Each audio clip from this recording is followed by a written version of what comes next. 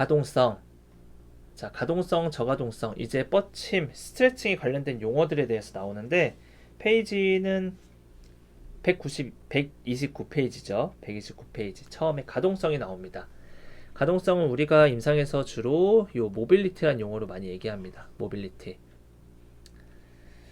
자, 인체는 관절의 구조와 근육의 작용에 의해 대체로 관절이 움직일 수 있는 일정한 범위가 정해져 있어요.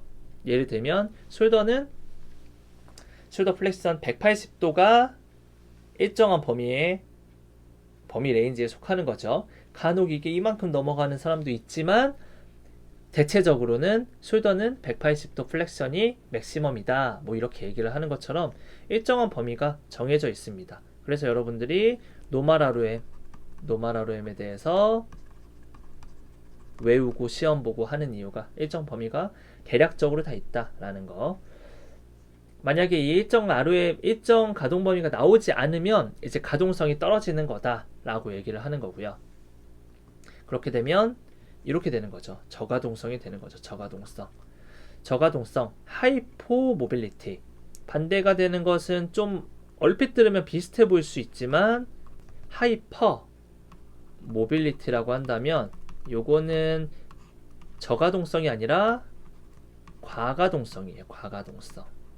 그래서 요 두 용어의 차이 좀 귀로 잘 들을 수 있어야 되고요. 하이포 모빌리티, 저가동성은 가동성이 감소되었거나 제한된 상태를 의미를 하고요.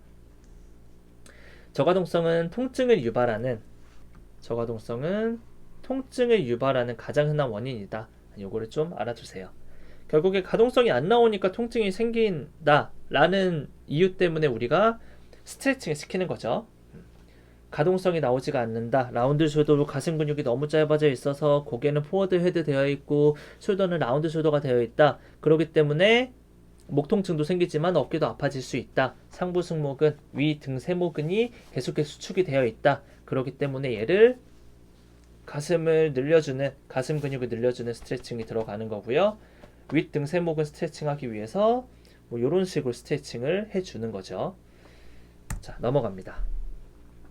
이제 구축이 나오는데 구축은 여러분들이 개념을 잘 잡아야 됩니다.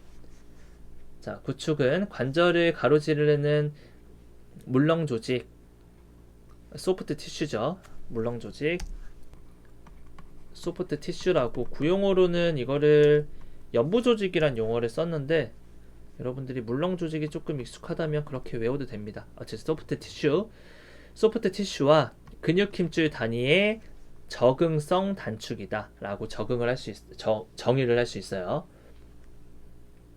구축으로 인한 뻗침, 스트레칭 저항의 증가와 관절 가동 범위의 제한으로 결국 기능적 활동을 감소시킨다. 뭐 당연한 얘기고요.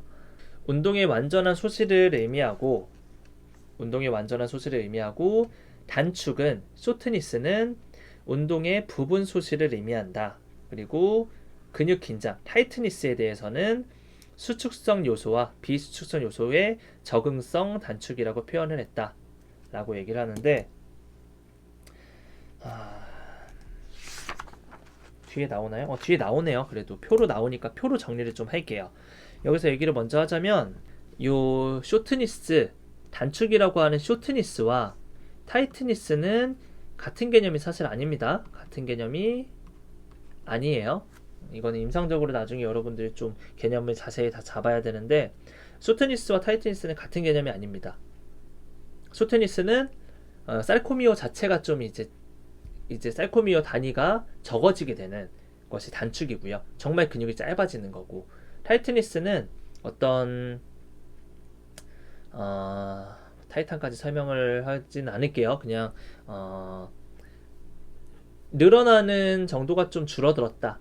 소위 우리가 얘기하는 라운드 숄더 때문에 여기 상부 승모근, 윗등 세모근이 좀 짧아졌대 라고 하는 건 타이트니스의 가능성이 많고요. 쇼트니스 같은 경우에는 우리 헤미플레지아 환자들 같은 경우에 굉장히 그 머슬 톤이 강하죠. 칼포 머슬이 굉장히 짧아지게 돼서 플랜터 플렉션이 걸려 있잖아요. 헤미플레지아 편마비가 있는 경우에 그 환측이라고 하죠. 영향이 있는 환측의 다리를 보면 익스텐서 시너지로 인해서 발목이 밑으로 내려가서 플랜터 플렉션, 발목, 발바닥 굽힘이 되어 있는 상태가 계속 되다 보면 여기에 소트니스가 올 수가 있어요. 아예 그냥 근육이 짧아지는 거죠. 그래서 그런 개념으로 생각을 하면 되겠고요. 요걸 보면 조금 얘기가 될 수 있습니다. 우선 근정적 구축이라고 하는 게 나오는데 구축에 네 가지 케이스가 있다고 보면 됩니다. 근정적 구축이라는 것은 쉽게 얘기해서 깁스, 우리 깁스라고 하는데 우리는 전문 용어로 캐스트라고 하죠. 엘보 밑에 있는 뭐 아랫팔에 골절이 생겼어요. 깁스를 합니다. 깁스를 하고 3주가 지난 다음에 풀러요. 그러면 이 바이셉스 우리가 엘보 한 90도 정도, 90도, 80도 정도인가? 아무튼 90도에 가까운 각도가 레스팅 포지션, 엘보의 레스팅 포지션입니다. 레스팅 포지션이라고 함은 엘보가 이 각도가 됐을 때 주변에 있는 연부 조직들이 가장 편안하게 있을 수 있는 상태다라고 좀 쉽게 이해를 하면 될 것 같아요. 어쨌든 그 레스팅 포지션으로 계속 유지를 하다 보니까 깁스를 풀고 캐스트를 풀고 엘보를 익스텐션 시키면 여기서 걸리게 돼요. 왜냐면 바이셉스 브라키, 윗팔 도갈레근이 이 상태로 몇 주간 있던 게 적응이 돼 버려서 안 늘어나는 거죠. 그게 바로 근정적 구축이라고 하는 용어를 설명할 수 있는 거예요. 한번 특징을 볼게요. 근육 힘줄 단위가 적응성 단축을 일으켜서 운동 범위가 제한되지만 근육에 특이한 병리적 변화는 없다. 특이한 병리적 변화가 없어서 스트레칭 시키면 금방 완화돼요. 근정적 구축의 특징이라고 한다면 단기간에 뻗침 운동을 조금이라도 하면 금방 완화된다 라는 게 근정적 구축의 특징이고요. 거짓 근정적 구축이 있어요. 거짓이라는 것은 이거는 그냥 여러분들 우리 병원에서 일할 거니까 참고로 좀 알아두세요. 슈도 요게 접두어인데 어떤 접두어냐면 가짜를 뜻하는 거야. 가짜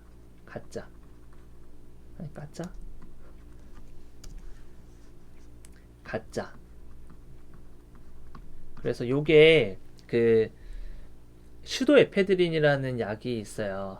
약물이 있는데 그게 에페드린이라는 거의 성분인데 뭐 좀 비슷하다, 가짜다 뭐 이런 식으로 쓰는 거거든요. 슈도라는 것을 여러분들이 임상에 나가게 되면 간간히 들을 수 있어요. 그래서 슈도가 들어가면 거짓, 가짜 이런 뜻이구나 라는 식으로 이해를 하면 좋을 것 같습니다.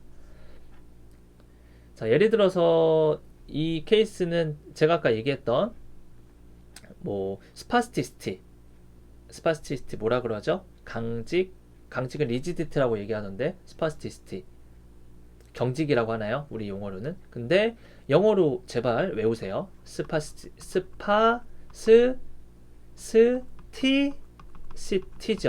스파스티시티. 중추신경계 병변으로 인해 곽인장이 초래되는 것. 그러면 여기 나와 있는 것처럼 이런 것들 현상이 나오는데 요거는 사실 근육에 문제가 생겨서 근육 힘줄이 위에 나와 있는 것처럼 적응성 단축이 일어나는 게 아니라 중추신경계, CNS 내외에서 문제가 발생이 돼서 근육에 영향이 있는 거기 때문에 모양새는 근정적 구축인데 거짓, CNS의 문제이기 때문에 거짓, 슈도를 그래서 붙이는 겁니다. 거짓 근정적 구축의 대표적인 예는 스파스티시티다 라고 생각을 하면 되겠어요. 그래서 모터 뉴런이 손상이 되다 보니까 결국에는 그 모터 뉴런이 이제 조절을 하는 근육에 문제가 생기는 거죠. 자, 두 가지가 남았습니다. 이제 관절성 구축과 섬유성 구축이 있는데 관절성 구축이라고도 하고요. 혹은 관절 주위성 구축이라고도 합니다. 대표적인 예는 색깔을 좀 바꿔볼게요. 관절성 구축과 관절 주위성 구축의 대표적인 예는 뭘까요? 프로즌. 어루만구가 아니죠. 프로즌 숄더가 대표적인 관절성 구축의 예시라고 보면 됩니다. 관절, 프로즌 숄더 조인트 관절이죠. 자, 관절성 구축은 관절 내 병리적 변화의 결과이고 관절 유착, 윤활막 증식, 관절 삼출물 등에 유발된다. 관절 삼출물, 이퓨전이라고 하죠. 이퓨전. 자, 관절 주위성 구축은 관절이나 관절 주머니를 지나는 결합 조직이 딱딱하게 굳어서 정상적인 관절 운동 형성하게 움직임을 제한한다. 딱딱하게 굳는 거, 이게 바로 프로즌 숄더죠. 프로즌 숄더. 이렇게 알아두면 되겠고요. 섬유성 구축과 비가역적 구축, 요것의 대표적인 예시로 들 수 있는 거는 스카, 상처. 그러니까 우리가 수술을 하고 나서 이제 꿰매죠. 수술하고 나서 꿰매게 되면 수술 자국이 남게 되죠. 그 수술한 자국이 이 섬유성 구축, 비가역성 구축에 가깝다고 보면 됩니다. 한번 볼게요. 단축된 자세로 조직을 오랫동안 고정시키거나 조직의 손상에 의한 염증의 반응을 초래한다 라는 것도 있고요. 섬유성 구축은 뻗침 운동을 통해, 스트레칭 운동을 통해 운동 범위를 개선시킨다고 해도 조직의 길이를 최적의 상태로 되돌리는 것은 불가능하다, 어렵다 라는 얘기를 하는데, 이게 바로 이제 그 수술하고 난 다음에 흉터에 대해서 얘기를 하는 거죠. 흉터. 상처가 아니라 흉터라고 얘기를 하는 게 더 맞겠네요. 상처가 아니라 흉터.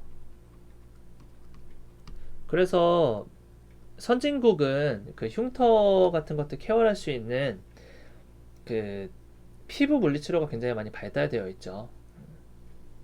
여러분들 뭐 4가지 물리치료 분류하는 거 알고 있나요?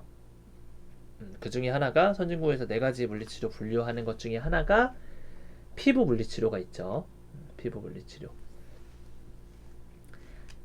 자, 오래된 섬유성 구축이나 유착된 결합 조직, 흉터 조직, 딴곳 뼈대기. 딴곳 뼈대기라는 것은, 이거는 예를 들어서 엘보에 많이 생긴다고 하는데, 엘보가 프랙처 됐어요. 골절이 된 상태에서 얘를 치료를 제대로 해주지 않으면 뼈가 프랙처 되고 나서, 골절되고 나서 이게 유합되는 과정이 있겠죠. 유합되는 과정 중에 잘못 유합이 되다 보면, 그냥 뼈가 원래 이렇게 있어야 되는데 뼈가 아닌 곳에 이렇게 뭐가 이렇게 튀어나오듯이 뼈가 형성이 돼요. 요런 거. 요런 게 딴곳 뼈대기라고 얘기를 하는 겁니다. 요런 것들이 생기게 되면 RM 운동할 때 당연히 아플 수밖에 없겠죠. 움직일 때 아플 수밖에 없어요. 그래서 여러분들 다치게 되면 치료를 제대로 그 때에 적시적소에 받아야 되는 이유가, 바빠서 한 달 동안 바빠서 다치고 나서 그 이후에 한 달 동안 바빠서 치료 안 받다가 나중에 나 10개월 정도 여유 생겼어, 이때 치료 받아야지, 아예 불가능합니다. 치료가 다 이미 완성되어 있는 상태예요. 어떻게 완성되어 있다? 원래 그 전 상태와 비교했을 때 형편없이 완성이 되어 있는 상태에서 뭘 한다는 것 자체가 불가능하죠. 요 만들어지는 과정에 집중적으로 재활을 해야 됩니다. 그래서 그런 거에 대한 내용도 일반인 분들 중에서 좀 잘 모르시는 분들도 계시니까 잘 얘기할 수 있는 그런 마음이 따뜻한 물리치료사가 됐으면 좋겠습니다. 자, 그래서 이 구축에 대한 4가지 내용 좀 자세히 알아두세요. 이거는 시험 문제 한 문제 낼게요.